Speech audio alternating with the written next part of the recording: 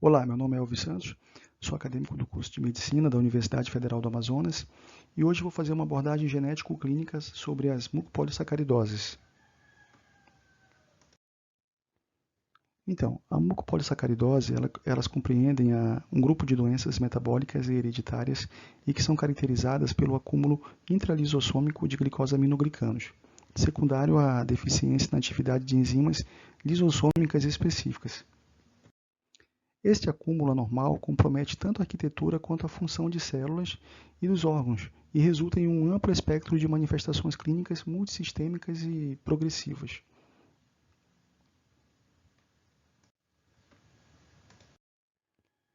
Sobre a epidemiologia, sua incidência nas populações é muito variável, estimada de 1 para 300 mil nascimentos. Alguns estudos mundiais a caracterizam como uma das doenças mais raras. Estudos brasileiros encontraram incidências altas, levando a considerar que sua incidência seja maior no Brasil, mas o motivo ainda é desconhecido. Com exceção da MPS tipo 2, que por ser ligada ao cromossomo X, a maioria dos afetados são homens, porque as mulheres podem até ter o cromossomo afetado, mas ainda assim possuem a informação genética para a produção de enzima. Agora vamos detalhar alguns aspectos genéticos e moleculares das mucopolissacaridoses. Em primeiro lugar, é importante destacar que essa é uma doença que pode ser classificada como erro inato do metabolismo. Além disso, como vocês podem ver nesse esquema, temos um caso de uma doença autossômica recessiva, exceto no caso tipo 2. E o que isso significa? Conforme a gente pode ver no esquema, se eu tenho um casal heterozigoto portador do gene com defeito, representado por esse quadrinho amarelo, eu vou ter uma probabilidade de 25% de ter um filho desse casal que realmente manifeste os sintomas da doença. Ou seja, ainda que seja possível ter dois filhos portadores do gene, como mostrado no esquema, teremos a expressão do traço apenas nesta última menina aqui do esquema. Então, dizer que uma doença é autossômica recessiva significa que essa doença é ligada a um dos 22 cromossomos autossômicos. Além disso, o recessivo, conforme eu falei, é que o gene só se expressa em homozigose. Com consequência, as mucopolissacaridoses são doenças muito raras.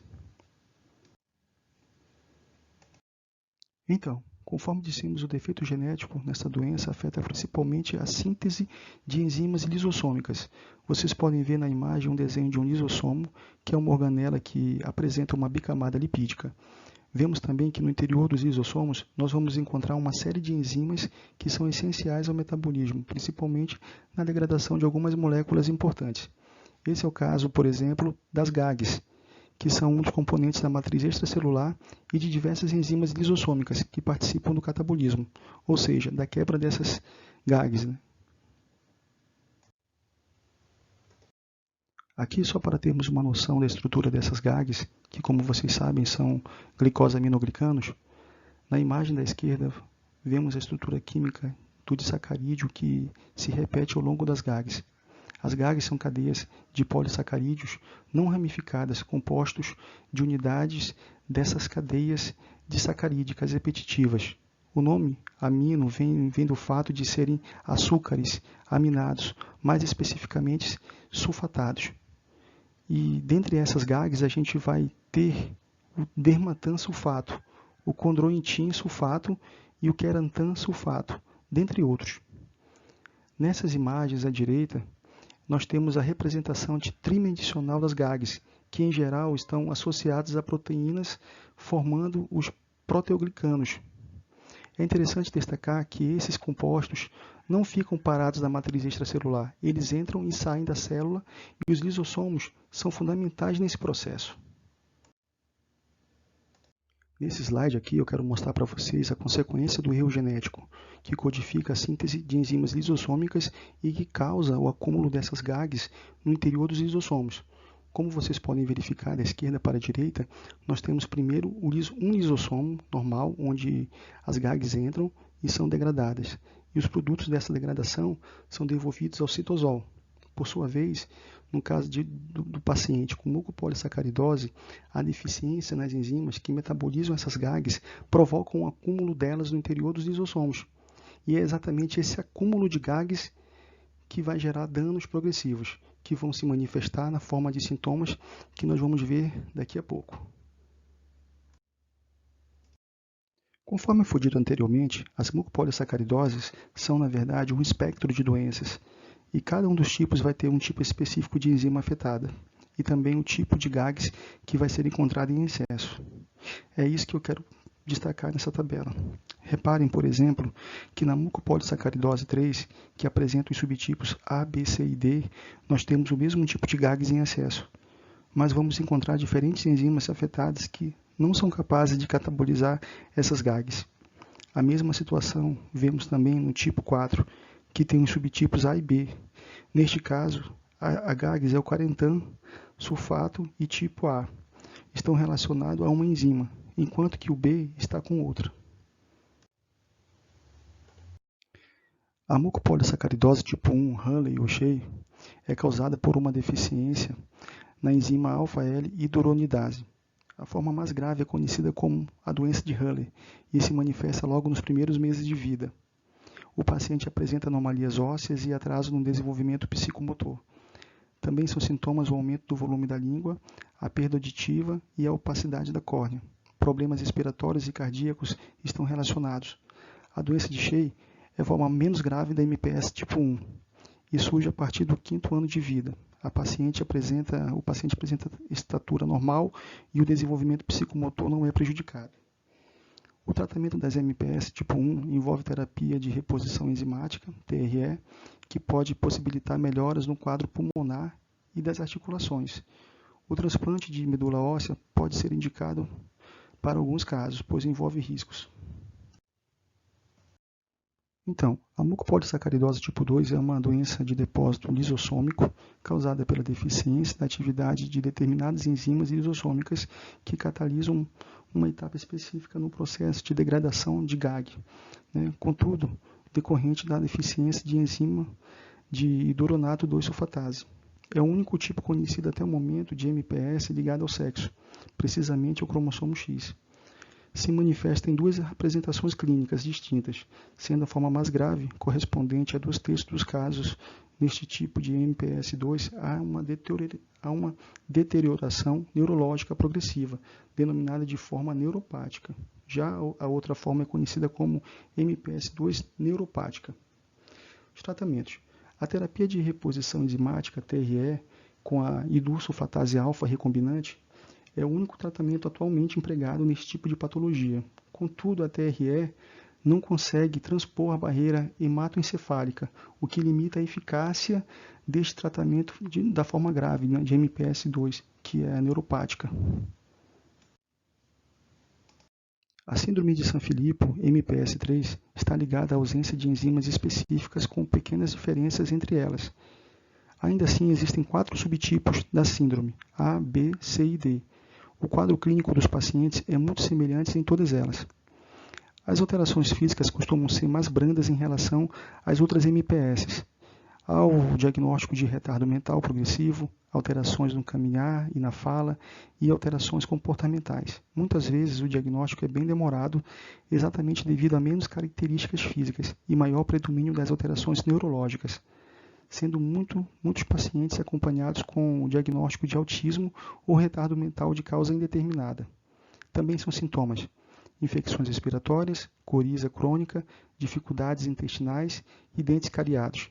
Até o momento não há tratamento específico disponível para a síndrome de Sanfilippo. A MPS 4, ou síndrome de Morkel, é um distúrbio metabólico raro, que se manifesta nos primeiros anos de vida e causa diversas alterações ósseas nos pacientes. Existem 2 tipos de síndrome, A e B, cujas diferenças estão relacionadas a enzimas ligadas ao desenvolvimento de cartilagens e da córnea. Ao contrário de outras MPS, a síndrome de Morkel não interfere no sistema nervoso central. Dificuldades respiratórias por conta de problemas na caixa torácica também exigem cuidados. A opacidade dos olhos é outro problema comum da MPS 4. O tratamento deve incluir uma equipe multidisciplinar a fim de amenizar o desconforto causado pelos sintomas. Terapia de reposição enzimática com TRE é atualmente empregada. A MPS tipo 4 tem incidência maior em Portugal e no Brasil, em comparação com outros países. Esta MPS envolve deficiência na enzima ariosulfatase B. Não costuma afetar o sistema nervoso central. Os pacientes da síndrome Marrotolami MPS tipo 4 são saudáveis no nascimento, mas progressivamente começam a exibir um déficit de crescimento. Por conta disso, o diagnóstico costuma ser tardio, quando a doença já apresenta sintomas como opacidade da córnea e infecções de repetição nas vias aéreas superiores e nos ouvidos. Alterações ósseas e articulares também são frequentes, em especial a mão engarra, e macrocefalia. A terapia de reposição enzimática vem apresentando melhoras clínicas nos pacientes. A mucopolissacaridose tipo 7 ela é causada pela ausência ou mau funcionamento da enzima beta-glicuronidase.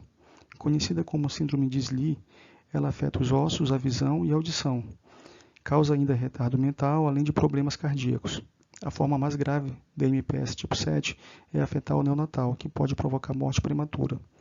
O desenvolvimento intermediário da síndrome de Slee costuma apresentar o surgimento dos principais sintomas a partir do 2º ou 3º ano de vida. O aspecto de inchaço na face e na língua, baixa estatura e dificuldades respiratórias estão entre os principais sintomas. Na forma branda, os mesmos sintomas são diagnosticados, mas evoluem de forma mais lenta. Os tratamentos estão as terapias de reposição enzimática, para a síndrome de Slee e o transplante de células da medula óssea.